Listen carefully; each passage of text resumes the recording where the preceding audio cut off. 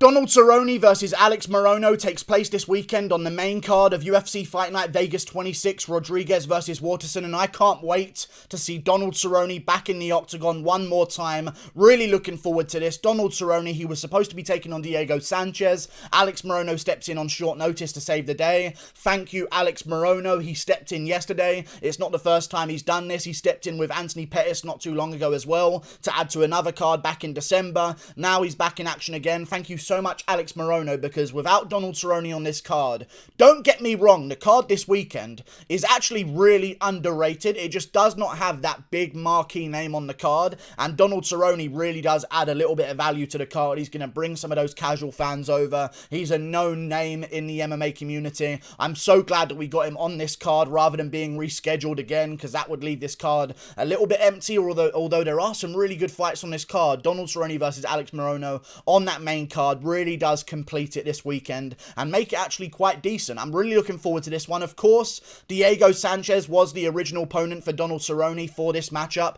They've been talking about this fight for a very long time. Diego Sanchez has some words to say about Donald Cerrone. Cerrone dropped a video not too long ago that really got me amped up for this fight. I was amped up before for Cerrone versus Diego Sanchez. When he dropped the video of him hard sparring and not even meeting the red line and talking about how he's going to beat Diego Sanchez close to the referee stopping it and then stop himself and then go back to beating Diego Sanchez until the referee wants to stop it and then stop himself and then go back to beating Diego Sanchez. I mean, I've never heard Donald Cerrone talk like this for a very long time, and I think he's very aware that his back is against the wall here, man. If he loses again, this is going to be a little bit too many in a row, even though you're Donald Cerrone. I know he has that win against Rafael Dos Anjos on Submission Underground, but that does not really count towards his UFC career. Lost to Tony Ferguson, lost to Justin Gaethje, lost to Conor McGregor, lost to Anthony Pettis, lost to Nico Price-ish, but it was overturned to a no contest, but whatever. Even still, it was a draw in the first place, but you know, it was a point taken away because of an eye poke, and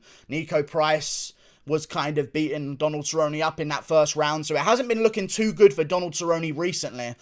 But I feel like he's going to get back on track here against Alex Morono. Don't get me wrong, Alex Morono is a decent fighter in the UFC, and he's had a really decent career. Like, he's not one of these bums that's like on a negative UFC record, about to be cut from the company. Like, fair enough, he's had a couple of losses recently, but there was a time not too long ago in 2019 when he was on a 3-fight losing streak over Max Griffin, who's doing really well now in his own career, Zach Otto, Kenan Song. Like, he had a couple of good wins in the UFC. He's lost some other fights in the UFC, especially recently, and also he's been KO'd recently by Chaos Williams pretty badly in the first round. He went back in there against Reese McKee, went to war with Reese McKee on the feet and took a bunch of damage there, but came out on top by landing more every round. Very good performance by him there. Then he went in there against Anthony Pettis and also lost that fight. Had a good first round, but started to slow down as the fight went on and Pettis started to take over.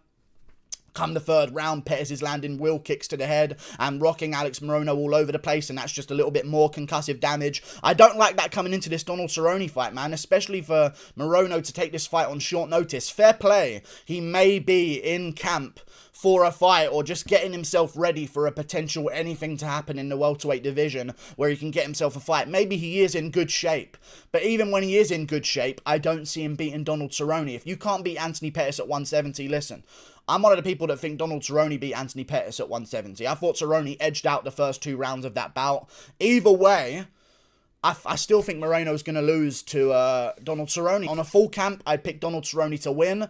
On a short notice, I've got to pick Donald Cerrone to win. I'm looking for some key things if you're going to go out there and beat Donald Cerrone, in my opinion. You've got to have some KO power in the first round. Alex Morono, although does have some KOs in the first round in his career, he's not known for that whatsoever. Like, he's not a guy who's just going to go out there and have a crazy first round where he's going to drop you or he's going to put you in some kind of danger. Like, he's not this, like, Yuri Prohaska type of guy now. I'm so glad I can use him as a reference now that he's burst onto the scene and made himself known to everyone else. Either way, Alex Morono is dangerous in the first round, but he's not as dangerous as the kind of guys like Conor McGregor, Justin Gaethje, like Tony Ferguson will wear that pace on you. And even in that fight with Tony Ferguson, that was a doctor stoppage at the end of the second round, and Cerrone was doing pretty good against Tony Ferguson. That was a competitive fight. Don't get me wrong, Tony Ferguson looked like he was pulling ahead, and it probably would have gone Tony Ferguson's way with that fight going on, especially with that eye swelling up anyway.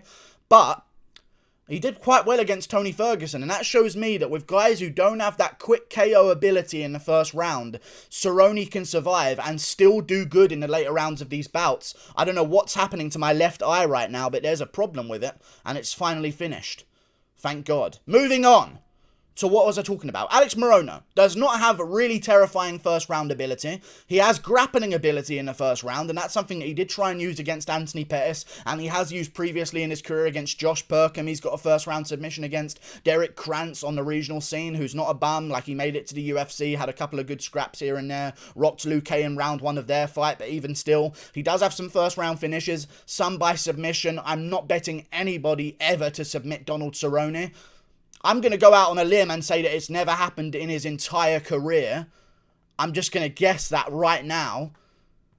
It's never happened. Oh, no, it did once against Benson Henderson. Fair play. All the way back in 2010, he got submitted by Benson Henderson. Since then, it's never happened. I'm going to be going with the fact that Cerrone's not going to get submitted here by Alex Morono. So to me, when I watch Alex Morono take this fight on short notice, it tells me that he's got to be better than Cerrone for a decision win. On short notice, he's not going to have as good cardio in those later rounds as he normally would do. The weight cut's going to be a little bit more difficult because this is at 170 pounds. They're not doing a catch weight bout because Morono's taking this on short notice. They are fighting at 170 pounds. Cerrone being such a builder as the fight goes on, parallel with Morono not having a full camp and also not being the best in those later rounds anyway, I think this favours Donald Cerrone as a matchup, and I will be going with him by 29-28. Unanimous decision. I think Morono's going to go out there, land some good shots early, maybe set a bit of a pace. I think he won't be able to keep up with that pace that he's going to set for himself, and Cerrone's going to edge his way back in there with a close second round and a dominant third round to win himself a 29-28 unanimous decision. By winning himself the last 2 rounds, I think it's going to be a great scrap though, and I'm really looking forward to this one. Definitely fight of the night potential. But one thing that I noticed with Donald Cerrone, for a while he's been talking about the fact that he does not spar anymore.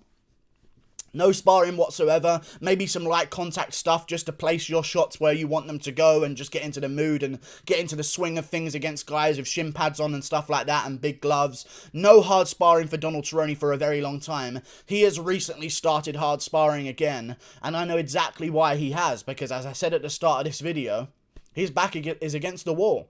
I'm sure Donald Cerrone's not thinking to himself right now, oh, I've got to watch how much brain damage I get. He's thinking to himself, right, if I lose this one, I will no longer be able to afford my lifestyle anymore. He's 38 years of age. He loves living the crazy lifestyle. He needs to win this one to get himself like another 2 years at least of living this lifestyle. He's aware of that. He needs this shmoney against Alex Morono, and I think he's going to go out there and get it. And the fact that he's been hard sparring as well for this camp, as we saw in that little video that he put out about Diego Sanchez. The fact that he's been hard sparring, it kind of tells me that he's going to be a little bit more switched on in those early rounds, because that is a thing, man. Like, people hard spar backstage before they even walk out to the cage. Like, it's not about hard sparring in camp. They'll hard spar, like, before the fight starts and then go out there and they're already switched on. Like, I feel like Cerrone missing that part of his game. It's not the best thing to help out with his non-being switched on in the first round kind of situation. Like, there was a moment in his career where he was doing real well in the lightweight division, beat Ali Quinta, beat Alexander Hernandez before that. At welterweight, he has wins over Mike Perry. Yancy Medeiros' fight was at 170, took Leon Edwards to a decision 5 rounds, lost to Darren Till, but had a close fight with Robbie Lawler, lost to Jorge Masvidal, but also had some good fights. I think I can trust Donald Cerrone to beat an Alex Morono level of welterweight, because as we've seen before, Morono just isn't quite those names I've just read that beat Donald Cerrone. He's not quite the Leon Edwards, the Darren Till, the Robbie Lawler in 2017, the Jorge Masvidal, the Tony Ferguson, the Justin Gaethje, the Conor McGregor, the Anthony Pettis. He's not on those guys' level. And so far, those are the only guys who have been able to get one over on Donald Cerrone. When's the last time Cerrone lost to a bum? It just doesn't happen. Every other downgrade of a name that Cerrone takes on, he beats, except for Nico Price, which went to a draw, and he looked good in the later rounds of that one as well. I think now he's had some time off. He's had a full camp for this one. It's not like some short notice 4-week camp put together just to get Cerrone a fight on a card. He's had a full camp for this one. He's had some time off. And I think he's just prioritized what he needs to do, and he needs to win. He really needs to win this one, and I think he's going to win against Alex Morono. I think he'd have a much easier time against Diego Sanchez, so I'm sure that Donald Cerrone is somewhat angry about the fact that Sanchez is now out of the fight, because if I was a UFC fighter, and I was in the 155-pound division, or the 170-pound division, if I was in any of those divisions, the one name I would want to fight is Diego Sanchez. He would be the easiest money you could ever imagine in your entire life. I don't see Cerrone losing to him. And now he's got Morono, which is a little bit of a tougher test. But we've seen Morono lose to the guys like... He's lost to the Anthony Pettis, who I thought Cerrone got the win over as well. And Pettis, I poked him in that fight pretty badly, but Cerrone, I thought, still got the win over him.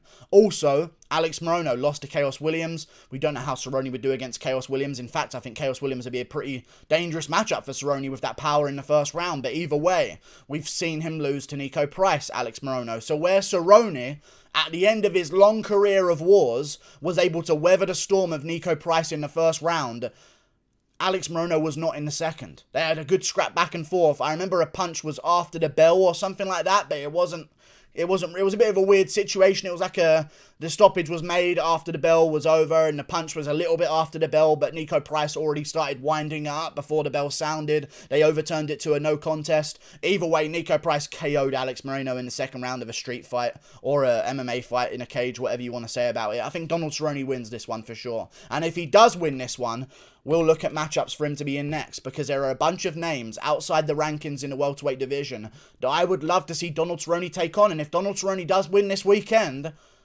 and calls out Nick Diaz, sign me up. Sign me up. If Donald Cerrone comes out this weekend and beats Alex Morono, let's get the Nick Diaz fight going. He's already fought Nate Diaz. Let's get Nick Diaz back in there. I don't know where Ranking MMA has Cerrone at number 18. Which I think is pretty generous, but either way, if he wins this one against Alex Morono, I guess he'll be floating towards the bottom of the rankings of the welterweight division, maybe. I mean, he does have some decent wins that are going to keep him up there, but either way, I can see a fight with Carlos Condit. I can see a fight with Nick Diaz. I can see a rematch with Nico Price. I can see a scrap that he could win against Nicholas Dalby. Like, there's a bunch of fights for him to get some momentum together here in the welterweight division. And I'm really looking forward to seeing what Cerrone can do. If he does pass this test against Alex Morono, I think what we need to do next with him is get him a big name that's going to be some power, or some drawing power, with a Nick Diaz or a Carlos Condit. That's going to be a fan favourite fight, maybe even a Robbie Lawler rematch or something like that, because Lawler's looking to get back in there. And Cerrone, I'm sure, is always going to be looking to stay active if he comes off a win. I think those are all fights that could be made. And then after those fights, then we start looking to put Cerrone against, hey, there's this guy, Shavkat Rakhmonov, like, hey, there's this guy coming up, he's Miguel Beza, you know what I mean? Like, then we start trying to do the other scraps that we can make. But listen, Tim Means is another name I'd love to see take on Donald Cerrone. There's so many fights at welterweight for him, and I'm really looking forward to him fighting this weekend. Glad he got added to the card, because this card is extremely underrated. And with Cerrone on there, it just kind of makes it worthwhile. You know what I'm saying? It makes it a complete card. It has a good main card. They've added some more stuff to the prelims now as well because of Cerrone being on the main card. It just completes it. And thank you, Morono, for stepping in. But you're going to get whooped. I see Cerrone starting slow, getting hit with a couple of shots here and there. Morono doesn't have terrifying power. And if he does, he likes to get guys to the ground, land some ground and pound shots, maybe go for a submission early. Don't see him doing anything on the ground to Donald Cerrone in the grappling world whatsoever. And I feel like Morono just doesn't have that power on the feet early. A little bit more of a volume-based guy, and I don't think you can play that game with Cerrone. And I also don't think you can play a volume-based game when you're taking a fight on 6 days' notice. I'm going with Cerrone, 29-28, picking it up as the rounds go on. Close second round that he edges, but gets the better of quite clearly. Third round, he dominates a gassed-out Morono. Like and subscribe. Thank you for watching. Click that button up there. Toodle pip.